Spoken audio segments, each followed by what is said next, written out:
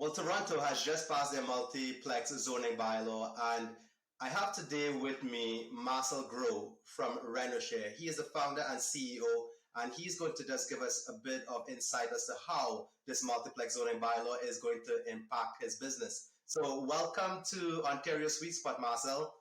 Yeah, Ronald, thanks for having me. Super excited to be here. We're living through exciting times where policy has finally caught up with what's necessary in the missing middle, and it's going to be interesting to see how this plays out in the years ahead. So just kind of getting back to myself, a bit about myself. I've been in the investment world for 15, 20 years now. I don't want to age myself. But let's just say 15. Young looking guy, man. No one would know you're more than 22, Thank you. You're too kind. You're too kind. But I started off, when I first started, I was really fortunate. I'm a people person and connected really well with my first boss when I went into the world of advertising after graduating from university. He gave me this book, Rich Dad, Poor Dad, and it really turned kind of my whole educational thinking on its head, right? Because it was kind of like I thought I had to run out and climb the ladder and make as much money as possible in 8 hours a day, right? Yeah, 9 to 5. That's your job time, and that's where you shine. Where this thing was like kind of like gave me this philosophy of no, you buy assets, your assets create cash flow, and the cash flow determines your life, right? Your lifestyle. So this is what I picked up, and I went at it, and I said, by the time I'm 30, I want to be retired, meaning the cash flow that I'll generate from the assets that I bought would be greater than my expenses, and I'll sit on a beach all day long. And this was the impetus, and this was really that chapter of my life. It was about creating freedom. Wow. It was about creating freedom to do what I wanted to do when I wanted to do it, because I was not a good employee, right? I was always an entrepreneur at heart, and that's what I learned really early. So fast forward, achieved that goal by 31. I went out, bought a number, started buying these multiplexes, and I was a real estate entrepreneur before entrepreneurship was cool, and bought a lot of them using a strategy called joint ventures. We can talk about that later. Basically, other people's money, and um, I was able to quit my job, by around 31, and went into the business full time. Started a brokerage. Fast forward to today, that brokerage turned into an asset management company. We ran a private mortgage fund. We started to do development projects where we would assemble properties, take them through the entitlement process or rezoning, more commonly known as rezoning, and then sell those projects to builders. Then COVID hit. The majority of my portfolio we sold, and as I was looking for the next chapter, next chapter was really about innovation. It was about how does innovation tie into real estate, and what is the future of real estate, right? A lot of problems, inefficiencies in what we do, just because it's such an old legacy business where people have tunnel vision, they have their head down, they're making so much money. There's no need to take your head up to look at what the problems are. You just keep barreling through. Well, technology, as you know today, AI and everything else is changing that a lot faster, and it's time to take a look up. And this is what I started to do, and started to innovate, and hence RenoShare. And just quickly, Cole's notes on RenoShare.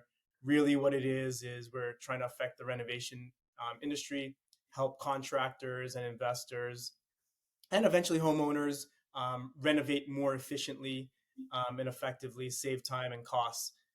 There's a group buying component, so you can group buy heat pumps, you can group buy kitchens and bathrooms, or you can buy the entire renovation in a box, and bulk buy that based on your style and preference of color. So really creating efficiencies and time savings, and the power of group buying or bulk purchasing power, democratizing that to homeowners, investors, and general contractors.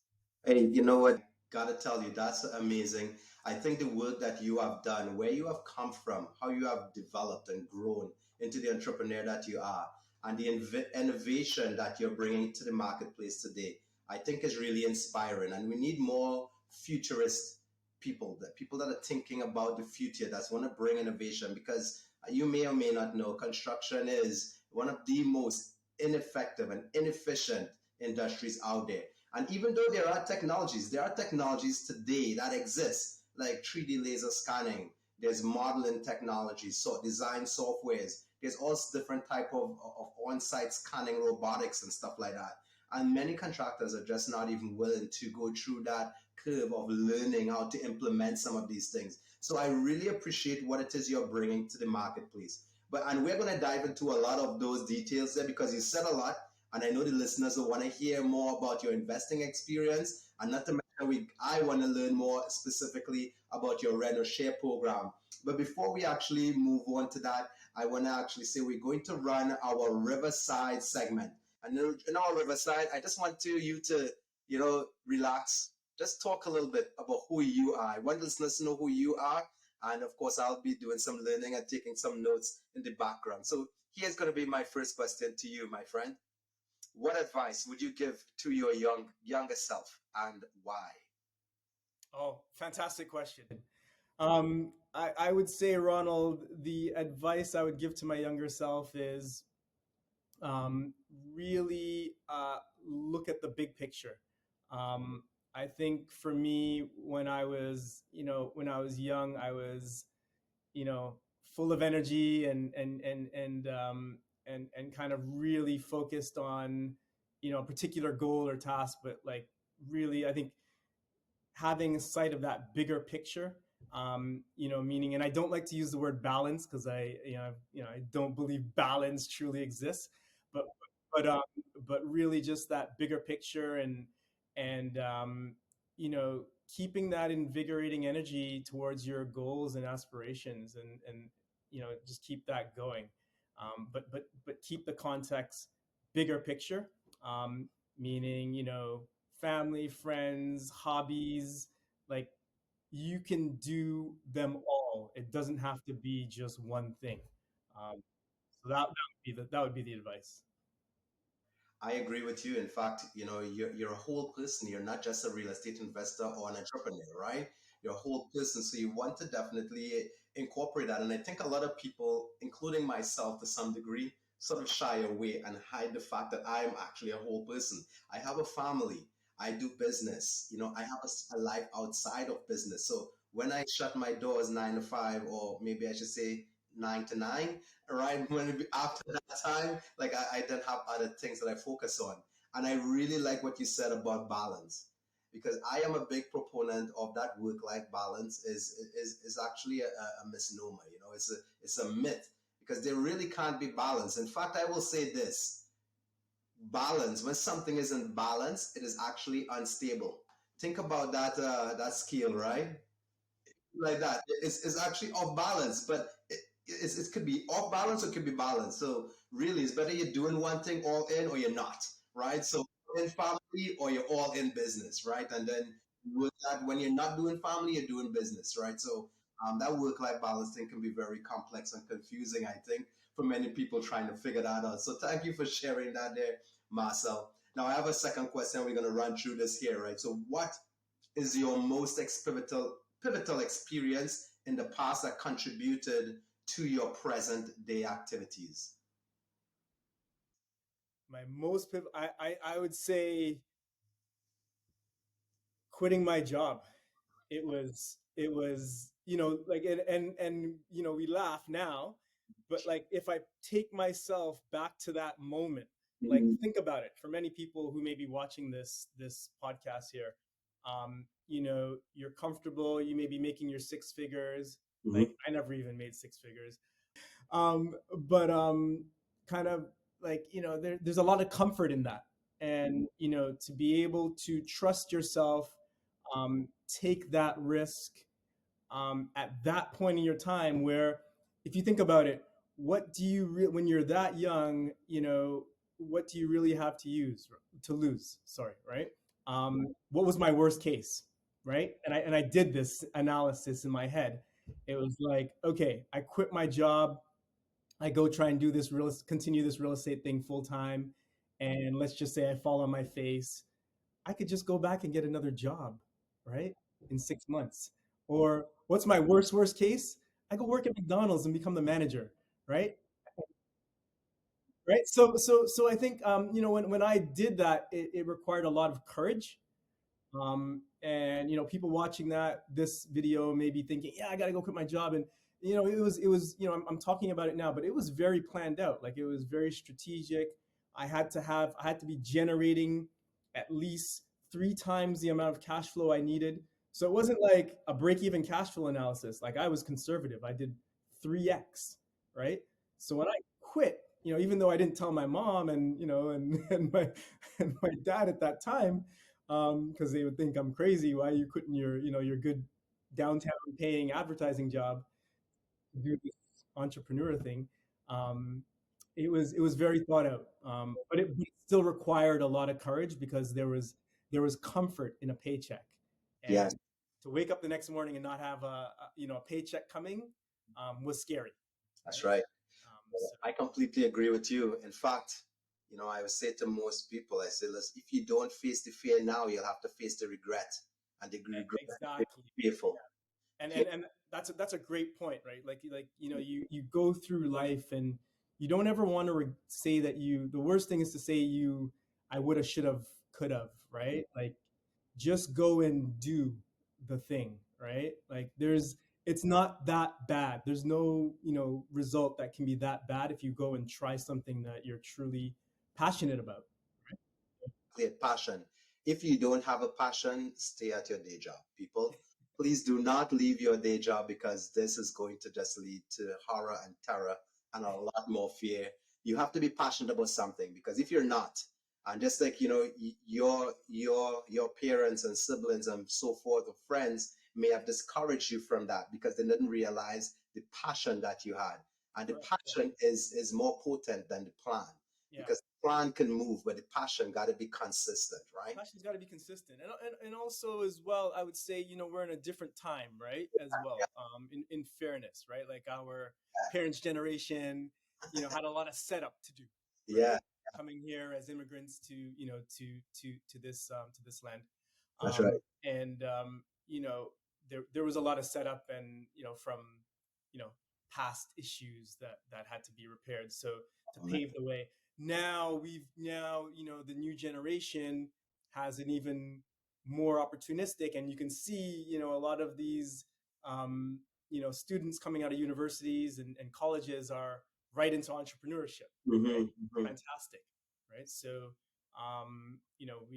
we have to realize still the pathway that was paved by our Great. by our parents, right? And that's the thing. We are no man's an island, and we are actually standing on the shoulders of giants. So by no means, I would not be here if it wasn't for my mom and my dad, figuratively and literally, right? So absolutely, we certainly pay our respects and dues to the generation that has gone before us, right? And because they were always thinking. Even today, I'm a dad, and you're a dad as well, right? But I'm always thinking, like, how can I pave the way for my sons? And even I may go even further than that and say, how do I pave the way for my children? The generation, right? Absolutely, Yeah, absolutely. At that, least that's set that's them up.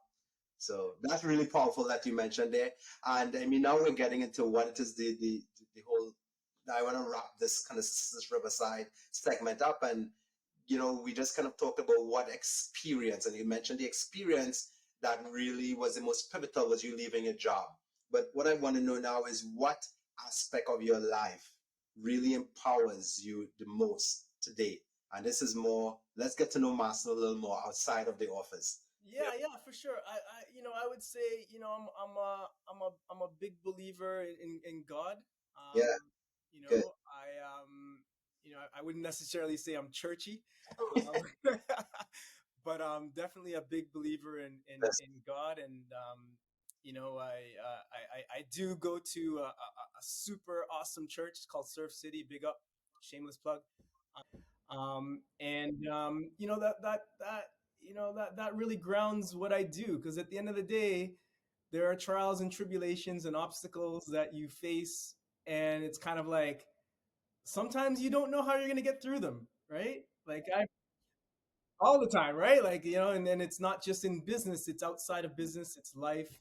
Um, and you don't want to be the one only calling on God when it's desperate times, right? That's like for me it's calling on and thanking God, you know, throughout, right? Every day, throughout. So when the desperate times come, your prayer deeds have been are already in check, right? You're just it's a renewal. So that's super important. I think that's super important, and that's at the pinnacle.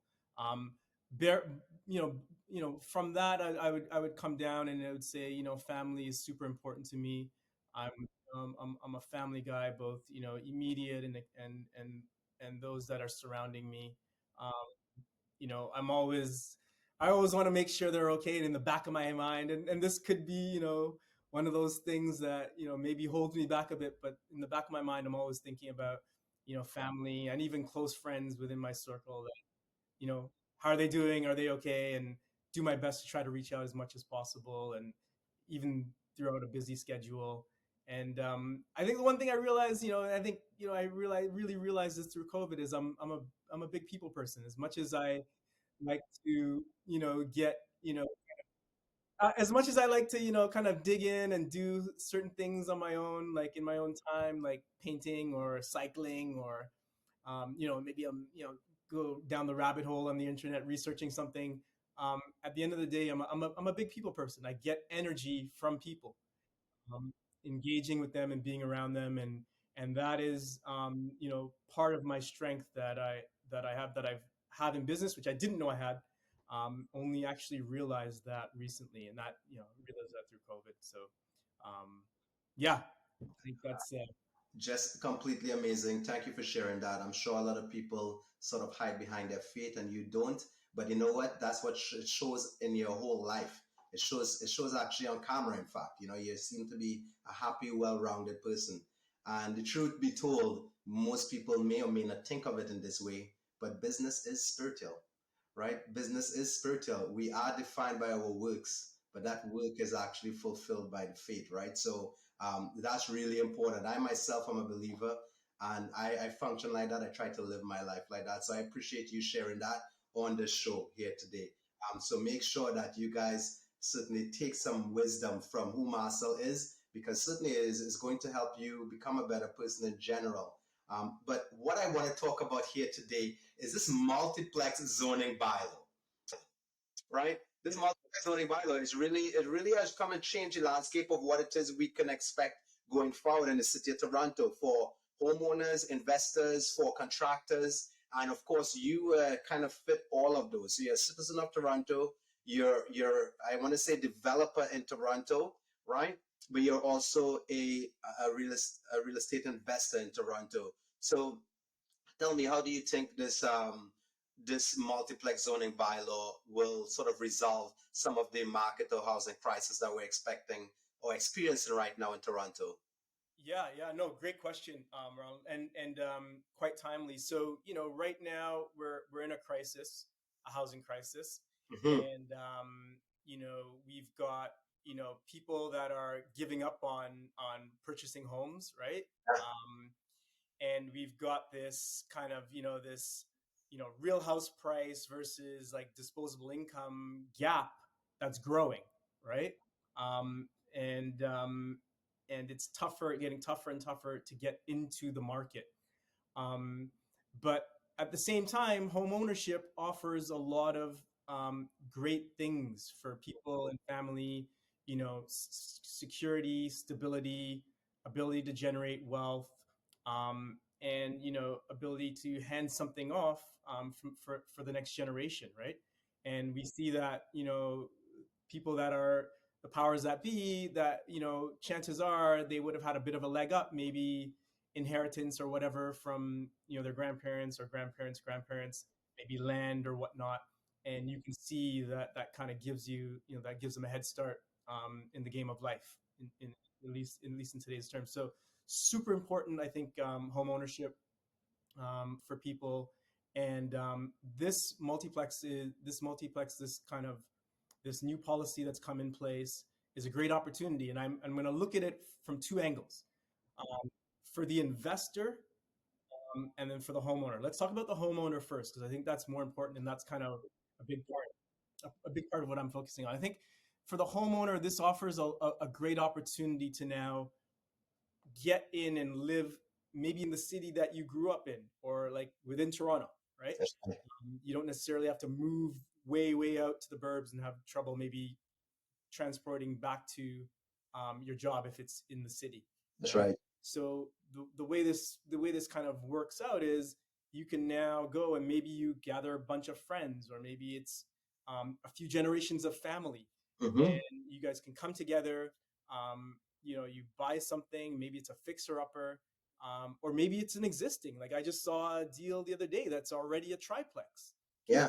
My desk, and it was like just over $1 million, right? So, I mean, that may sound like a lot in Toronto. That's pretty much the price of a detached home. That's actually below the average price of a detached home.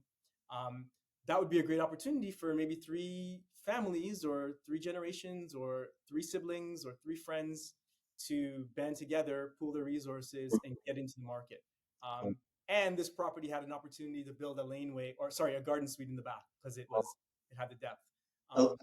I really appreciate you mentioned that. And I wanted us to take the time here to just mention, of course, I'm here right now with Marcel Gros from Renoshare. He's the founder and CEO of this startup, which is actually helping real estate investors, homeowners, and contractors make more efficient use of resources in construction when they're doing renovation.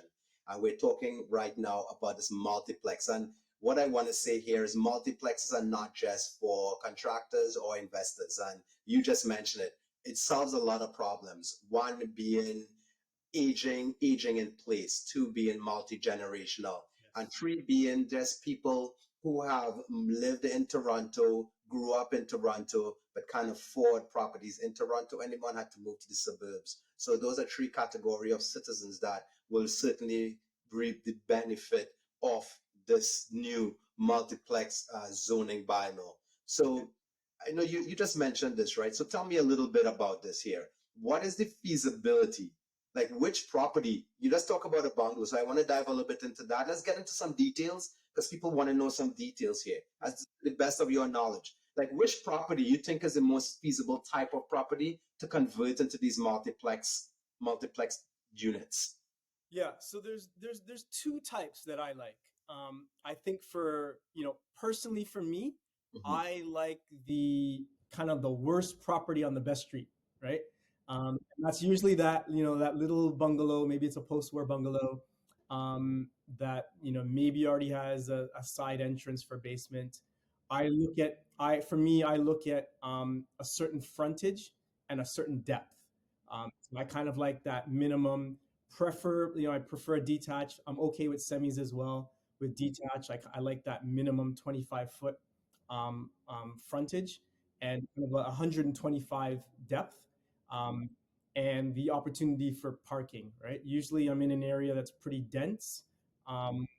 So this is why I say the opportunity for parking, whether it exists already or if it's an actually true shared driveway. There's a lot of listings that say, yeah, parking in the back. When you show up and you look, and there's maybe 2 feet between the homes, right? It's like, how am I getting a car? Like, this is not a horse and carriage, right?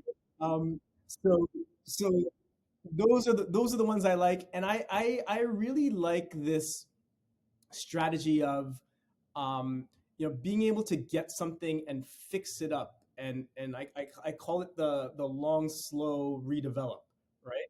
Where you can yeah, so this is kind of like you find that property and it's super rough, and to most people maybe it's junky, maybe it's dirty, maybe it's moldy, but the bones are good in general. And it's got the potential to redevelop, right? Given the minimum dimensions I mentioned, with the parking and all the other factors, transportation, all that stuff. But this is something where you don't have to tear it down day one. As a matter of fact, really kind of leaning in on how to redevelop and these types of things without having to tear them down entirely, right? Like how much can we, is it top up, whatever, addition. Um, so really, these are properties. Can you give it a little cosmetic and rent it out in the interim while you might be going through your process, your thought process of redevelopment? So this is one strategy that I like. Just Otherwise, you can just kind of go for it. But my challenge right now with just going for it is, planning hasn't caught up with, the policy yet. yes, And there's still going to be a bit of a backlog. It's not just kind of like, hey, if I bought a property, here you go, here are my plans, planning. that's right. Can you stamp them and away I go in 3 days? Yeah. That's not happening yet. We're So not there. what do you see as being the solution to that? I mean, there are some things being shown around, but Let me park that one. Put a pin in it. I got some ideas on that. well, hey, listen, you got me salivating now. I really what do you think is a reasonable solution to this type of Okay, you want to jump into this now? Okay, all right. So really what we need to do is follow what's been done in different parts of the U.S. Right? okay, California's done this well. yeah, And really what we need to get to is this kind of standardized, almost kind of like approved plan that the city that would go to the city and it meets all the parameters, and the city just literally needs to know, okay, stamp it. So let's just call it the Ronald plan, right? um, the Ronald clan, right? We know your skill set, Ronald. Right? So I bought this bungalow in East York, and I pull out the Ronald plan, and I literally take that plan and I go to the city, and it's like, here you go, city. I'm building the Ronald plan. The Ronald plan is 4 units in the main building with an option to build a garden or a laneway. Yep, looks good. We know the Ronald plan. Stamp, away you go. And this has got to happen fast. This can't take 6 months, right? Um, the margins on these projects are skinny. You know that, Ron, right? The margins are skinny. So we can't be sitting around 6 months to a year to wait for approvals, to build a fourplex, right? It just doesn't work. So there needs to be some sort of standardization with the plans. Now, if we're worried about building these cookie cutter things that may be considered ugly or out of date, then why not change that plan up, ever so often? So maybe it's every year or every 6 months. And why not invite the international community or the community of designers and architects and whoever else feels they want to throw their hat in the ring to create these things, right?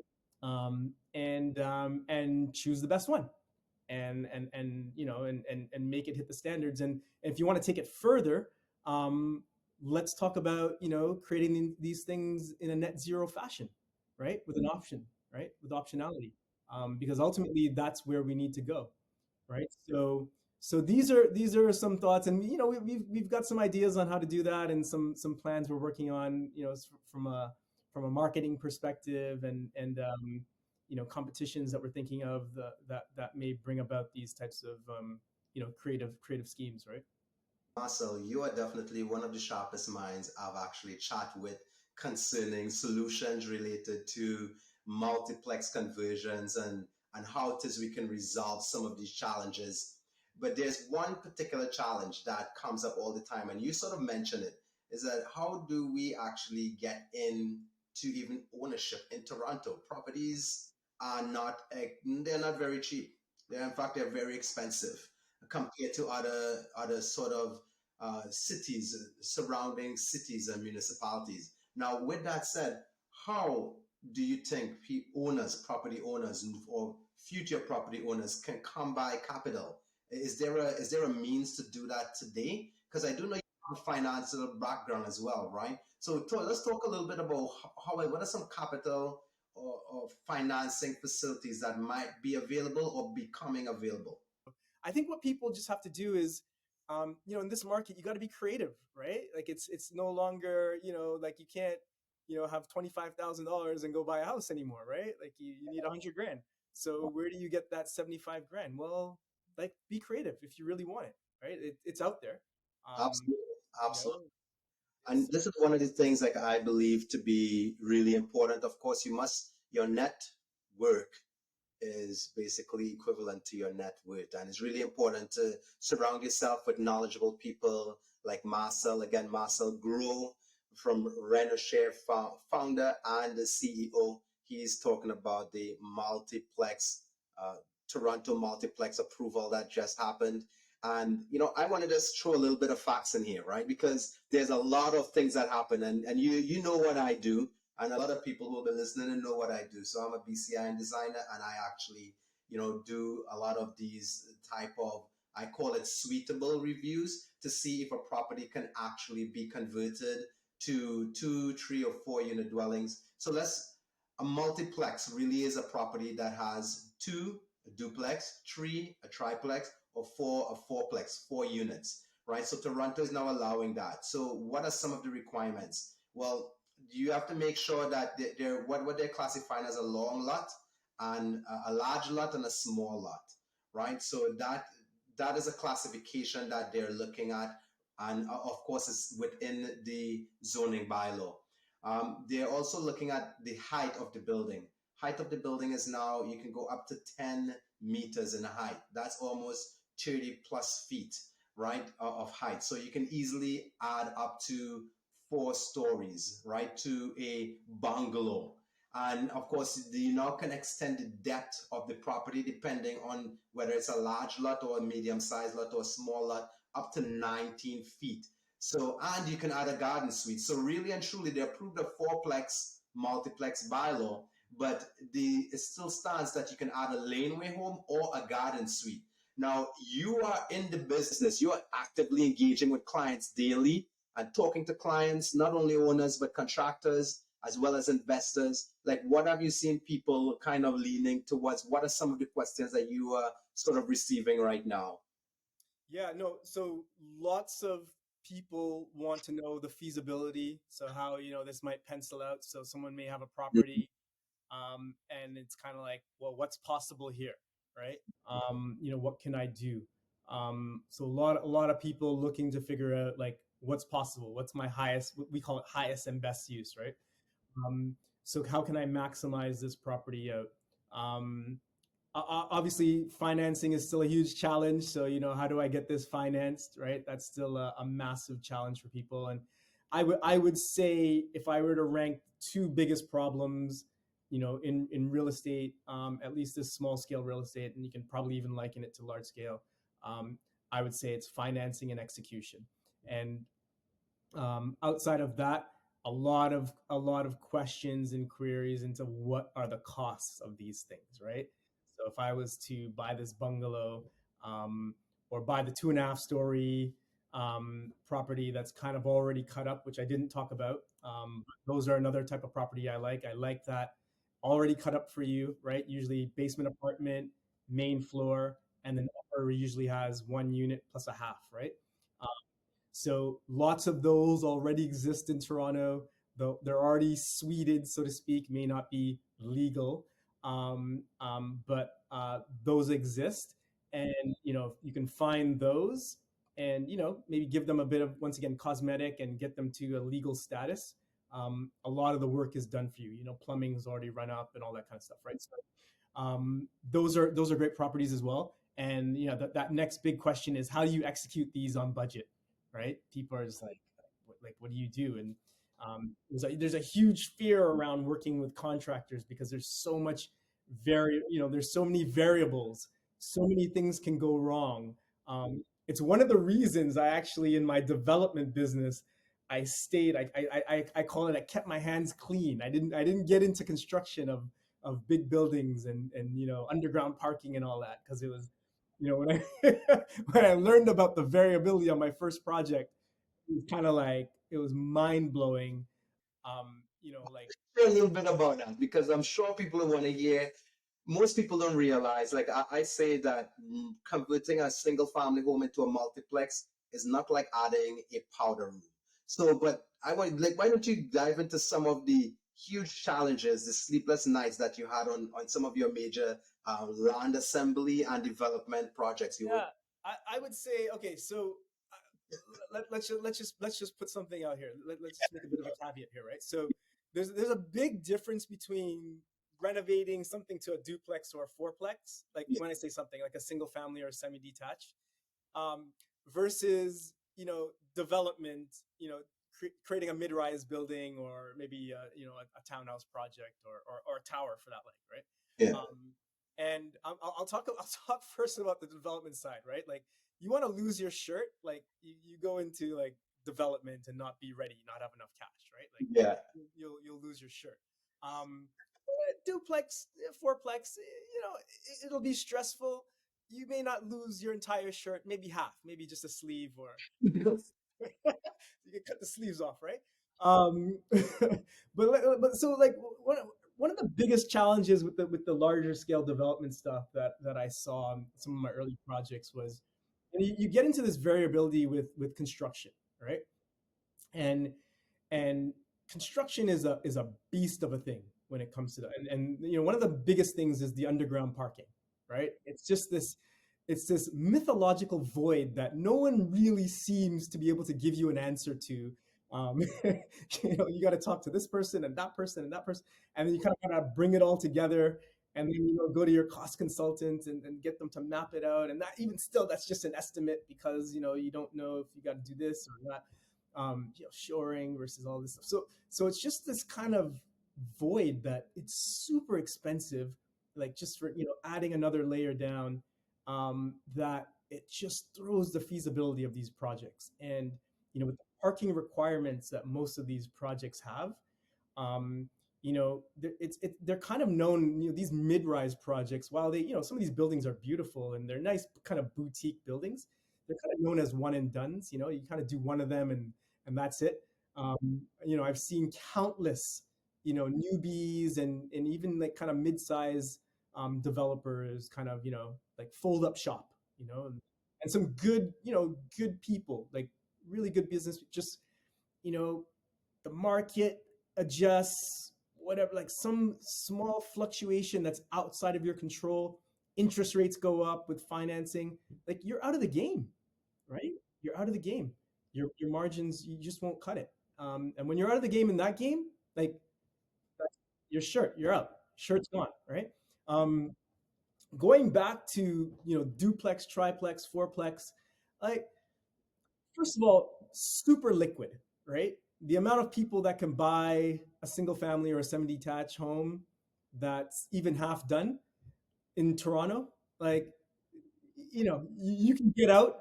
You'll be able to get out and at least pay the bank back. Maybe you'll lose a bit of your equity, Yeah. but at least you got out and you can pay the bank back, right? No Yeah. one's coming after you. That's not the case with with a mid-rise tower, right? So there, there's a big difference there, and I really caution people, like depending on your cash flow situation, or maybe you have mommy and daddy money, and that's fine. You can run and go and do these big Mhm. projects. But Mhm. if you don't, and you're maybe using investors' money and it's your first time, like start small, start with a duplex, maybe triplex, fourplex, maybe get something that's already has the units and just do a reno on it, right? Mhm. A retro, right? A retrofit. Retrofit, and yeah, a retrofit. We Mhm. talk about the 3 R's, right? Yes. Um, and yeah, do the retrofit, get it to legal status, and then move on and kind of cut your teeth that way, right? So Okay. that would be my advice. Well, I'm glad. I'm glad you mentioned obviously a lot. I do agree with you. I think it is a myth, and basically only the true experts who are doing high rises understand like what's happening underground, because you're dealing with infrastructure, you're dealing with bedrocks, you're dealing with just rocks overall. And there is like the Altus Group. They have their pricing guidelines that they put out. It does not include the basement. The basement does not include the Yeah, any. exactly. And you didn't even talk about like I had projects where we had to deal with like underground water, right? And like what do you do now? Do you bathtub your parking lot, and you know what the costs are for bathtubing right? Or do you pump the water? Like there's just so many variables. Well, you know what? I'm glad that you brought that up. And, we talked about the 3 hours, right? And for anyone listening in here, you do have the ability to choose between one of three options when you're converting a single family home into a duplex, I will say. This will not apply to a fourplex in Toronto simply because Toronto never had fourplex zoning bylaws. But what it is, I will say, is that you basically can do one a full renovation. That's the first R. The second R will be a retrofit. So if you found a property that's already renovated, all the spaces already defined, you may just need to meet fire separation. You still need a building permit, but you can just simply layer using the additive method to meet all the fire separation requirements for a building permit application. And then, of course, the third R would be the review. As I mentioned, the review process is where it is you have a non-legal, non-conforming property. You purchase that property. All you need to do now is essentially file documentation. So you'll have to have a fire inspection, an ESA inspection, and some sort of affidavits proving that this was operated as a plex before. So those are the three R's that we talked about. So I just wanted to kind of give, I know we kind of talked about it. This is our inside little secret here. But I want to talk about this because you talked about the underground stuff and how that's expensive. We also talked about just in general, these properties are not going to be, this is not a small reno. So I want to talk about this and ask you the question, like, do you think these multiplexes in Toronto is going to solve the affordability issue as well as the housing crisis?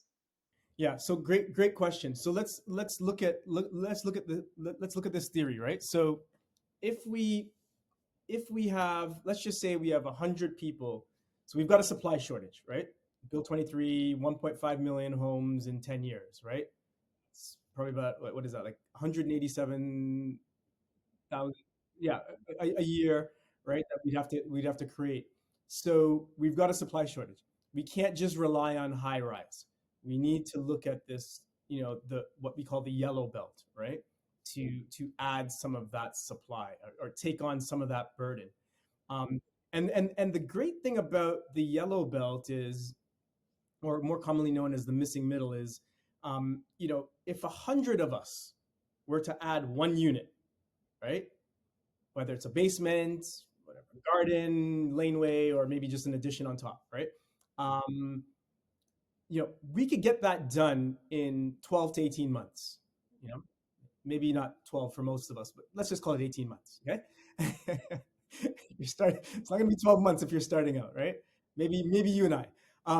But if we were to look at, adding 100 or 200 units in a high rise or mid rise, like from land acquisition to like occupancy, that could be 5 to 7 years. We're talking about a timing thing here, right? Like if we're saying we're in a crisis, well, a crisis needs things today, not 5 years from now. 5 years from now, we've got different problems, right? That we have to address. So, the missing middle's got a role. There's merit in really digging into this to figure out, how do we, create efficiencies, time savings, with executing these things, right? And really driving down the costs. And there's another important angle. It's the sustainability that no one's talking about, right? People are only talking about sustainability with large office buildings and these large towers, right? Because that's where the big money is in getting contracts. But if you look at the majority of the real estate, I look outside my window here. Majority of the real estate is low rise, right? It's mom and pop, 2-3 story on the avenues, mixed buildings, single families. Like how do we scale that side of things, right? From a sustainability standpoint and this whole kind of retrofit standpoint. And that's kind of really where, with what we're doing with RenoShare, we're leaning in there, right? Like just, a quick example, like, can we community buy heat pumps? Because heat pumps, if I bought one on my own, even though it can add great efficiency to my building, they're very expensive. But if there were 50 people in my community or neighborhood buying them, can they now become at parity with a furnace, and I can kind of look at offsetting that, right? So these are some of the things. Can we purchase a renovation in a box? Meaning, you know, we get one price from our GC, and that covers materials and labor. And you know, this is how it works in the high rise world. It's called, you know, fixed price contract, and that's your price. Now you've got, you know, you're not like running back and forth to Home Depot, you know, changing this, changing that. You pick your style up front. You know, you order your reno in a box through RenoShare. Your GC is approved. They know how to build these. You've worked with GCs that know how to build these things, Ronald, and GCs that don't know how to build these things.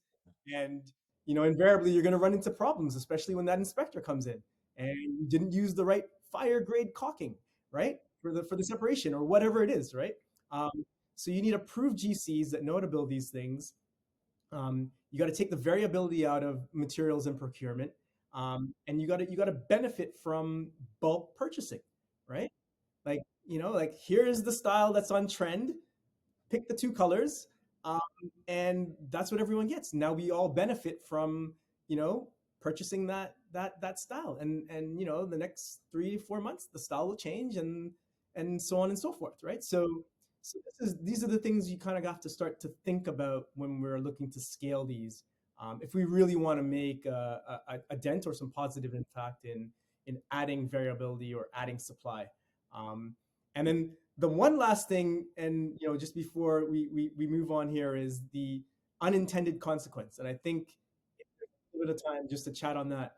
It's the unintended consequence that I want to caution. So the unintended consequence is, you know, investors flood this stuff, and they're already buying this stuff, right? So you can't stop the market, right? And you know, we start to convert all these singles and semis to fourplexes and maybe fives, right? And you know, they're all furnished now. They're rented out on Airbnb, and now now a basement is $3,500, right? so, so now what's that? Yeah, that's, you know, so there's a bit of an unintended consequence that we gotta watch, and I think there's an opportunity here for policy once again to lean in and think about this, get ahead of this, right? And say, hey, you know, Marcel's and Ronald's of the world, if you created an affordable unit, you know, we're going to add these additional incentives. So maybe we've got a 4 unit in the main building, and I've got my garden or lane suite in the rear, and maybe that basement suite, because that's going to be the most affordable just by virtue of the building stack, right? Maybe that basement suite is has to be rented at an affordable amount, right? The remaining of my units could be whatever. I could chop them up, you know, it could be unfurnished, furnished, whatever. But if we did that, if we created that affordable unit in the basement, maybe there's some subsidies, and you know, forgiveness or special loans, you know, from Infrastructure Canada or the government or the Fed, that could, you know, come into play for those specific units. Now what we've created is something interesting. Now we've increased the supply, but we've also added an affordable unit to the mix.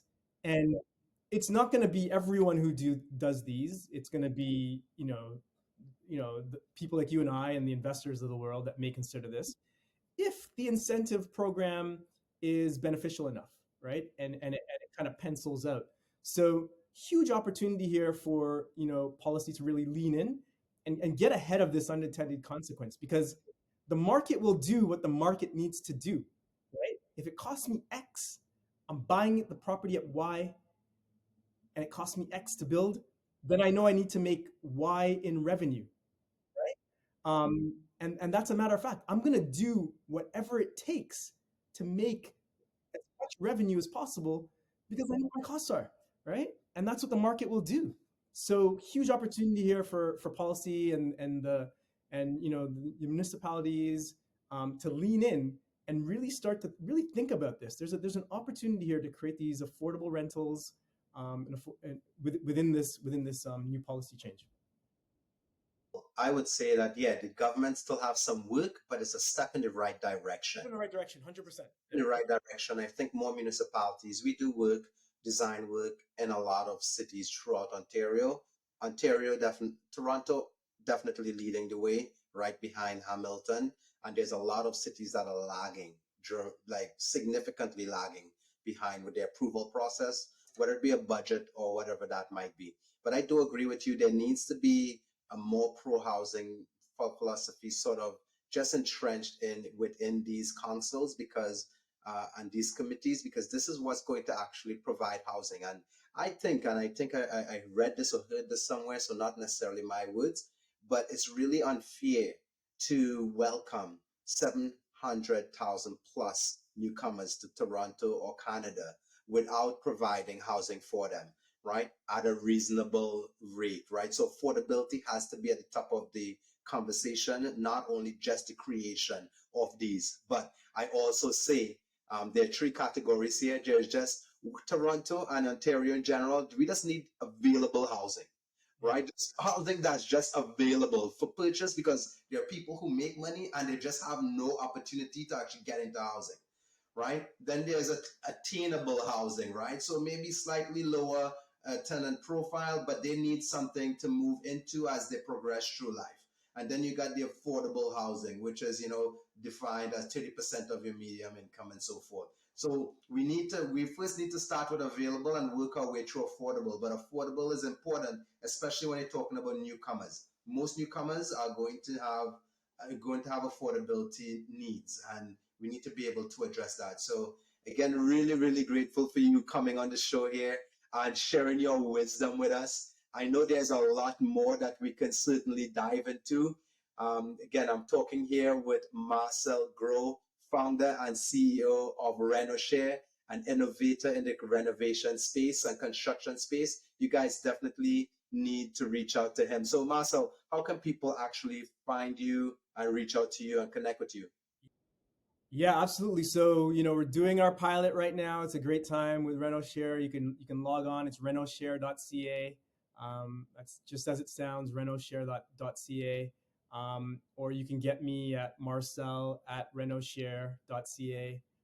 That's the email address. You can hit me there. Or, you'll see me around at different conferences and, different real estate events. And this is a happy place for me, right? So we'll see you. Absolutely. So before we go, I gotta ask you three questions. So I'll just run these questions by you. This is what I'm calling our times three questions. All right. So three questions. If you never heard about it, now you know. All right. So what advice would you give to an investor in Toronto trying to convert a multiplex three times? So it all starts with your strategy, right? What's your purpose? Figure that out first. Like, if you're running blind just to buy it because you're concerned with interest rates going up or down, or your realtor says prices are going to go up in the spring or whatever, you're not going to win. This is a long game. Play the game long. If you're going to play the game long, understand your strategy.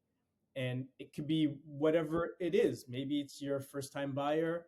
Maybe you're trying to create cash flow, like kind of like my original strategy was. Maybe you just want to flip it and make 50 grand or whatever.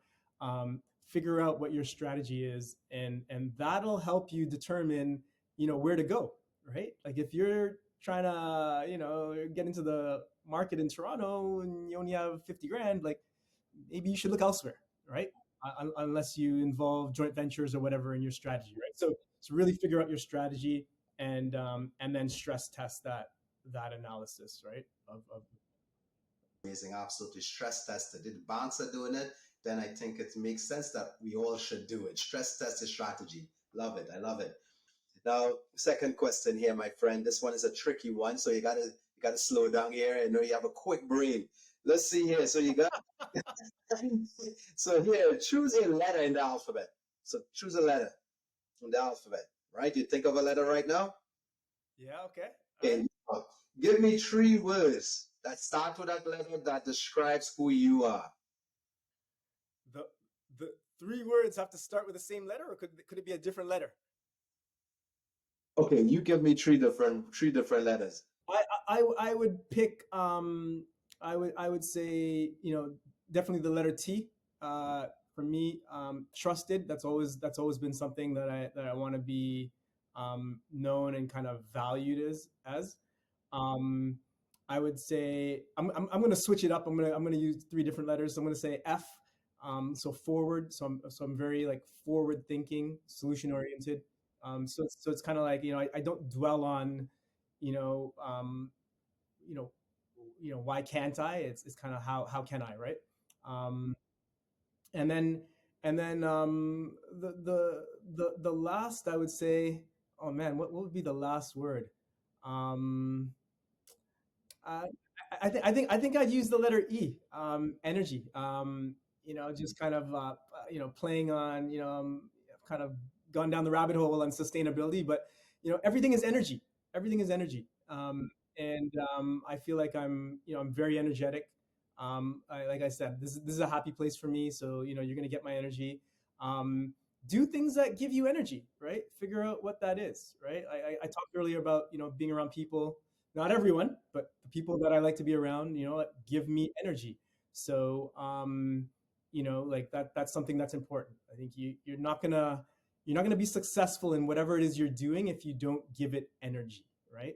Um, so there you go. I switched it up on you, but that's my style. Yeah, I can't. The same, Marcel. I mean, that's great, by the way. Energy I have definitely gotten from you from the moment that I met you till even today. And I'm sure we'll be doing a lot more and certainly collaborating on a lot more with a lot of energy. Now, final question here, and this we'll wrap this out, would be what movie or book have you watched three or more times in the past? Movie or book three or more times. Oh, that's a good one. Yeah. Um, I would say book, definitely Rich Dad Poor Dad, read that a few times. It's a little old school, but you can considering our context today. But you can definitely pull some nuggets out of that. Um, Movie, uh, the most watched movie for me is it's an old school movie. It's called Conan the Barbarian. I don't know if you know Arnold Schwarzenegger. What do you mean, Arnold? I love that movie. I used to my parents used to tell me we used to watch that over and over again, like back in the days. Man, listen, I love it. Hey, you know what? I think that's a great movie and a great book, by the way. I actually blew quite a number of thousands of dollars on Rich Dad Poor Dad series. I still have all those books. Those are the first books that taught me about financial literacy, and Yeah, I've come a long way from them, but I still turn back to them. So I always think of the quadrants, right? So yeah, Catholic one. so super important. Man, I got to tell you, this was just such an amazing and engaging conversation. You definitely brought the energy. Again, I'm talking with Marcel Gros, founder and CEO of Renoshare. Marcel, was a real pleasure chatting with you, my friend. I hope we can do this again. Ronald, be well. I'm honored to be on your show, and appreciate you having me anytime, bro. Thank you. All right, take care, man.